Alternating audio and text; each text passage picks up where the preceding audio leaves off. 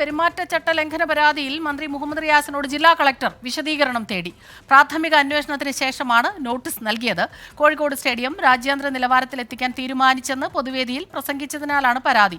അരുൺ പൂപ്പറമ്പ ചേരുന്നുണ്ട്. അരുൺ, നേരത്തെ മന്ത്രി തന്നെ പറഞ്ഞ ഒരു വിശദീകരണം, താൻ പുതുതായി പ്രഖ്യാപനങ്ങൾ ഒന്നും നടത്തിയിട്ടില്ല, ചെയ്ത കാര്യം പറയുക മാത്രമാണ് ചെയ്തത്.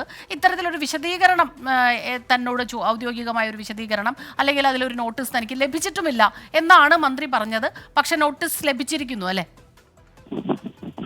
സ്മിത, തീർച്ചയായും ഇന്ന് രാവിലെയാണ് UDF ജില്ലാ കമ്മിറ്റി ഇതുമായി ബന്ധപ്പെട്ട ഒരു പരാതി ജില്ലാ ഭരണാധികാരിക്ക് നൽകിയത്. അതിൽ ജില്ലാ കളക്ടറുടെ നേതൃത്വത്തിൽ ഒരു പ്രാഥമികമായിട്ടുള്ള അന്വേഷണം ഇതിൽ പൂർത്തീകരിച്ചിട്ടുണ്ട്. ആ പ്രാഥമികമായിട്ടുള്ള അന്വേഷണത്തിൽ ഇതിൽ പെരുമാറ്റച്ചട്ട ലംഘനം ഉണ്ടായിട്ടുണ്ട് എന്ന പ്രാഥമികമായിട്ടുള്ള വിലയിരുത്തലാണ് ജില്ലാ കളക്ടറുടെ നേതൃത്വത്തിൽ ഉണ്ടായിട്ടുള്ളത്. അതിനുശേഷമാണ് മന്ത്രി മുഹമ്മദ് റിയാസിനോട് ഇപ്പോൾ ജില്ലാ കളക്ടർ വിശദീകരണം തേടിയിട്ടുള്ളത്. ആ നോട്ടീസ് ഇപ്പോൾ മന്ത്രി മുഹമ്മദ് റിയാസിന് ജില്ലാ കളക്ടർ നൽകിയിട്ടുണ്ട് എന്നതാണ് നമുക്ക് ഒടുവിലായി ലഭ്യമാകുന്ന വിവരം.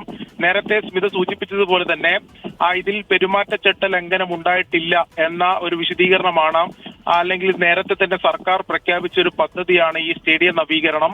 അത് താൻ ഒരിക്കൽ കൂടി പറയുക മാത്രമാണ് ചെയ്തത്. അതിൽ പെരുമാറ്റച്ചട്ട ലംഘനത്തിന്റെ പരിധിയിൽ വരുന്നില്ല എന്നൊരു വിശദീകരണമാണ് മന്ത്രി നൽകിയത്. തനിക്ക് നോട്ടീസ് ലഭിച്ചിരുന്നില്ല എന്ന കാര്യം കൂടി മന്ത്രി പറഞ്ഞിരുന്നു.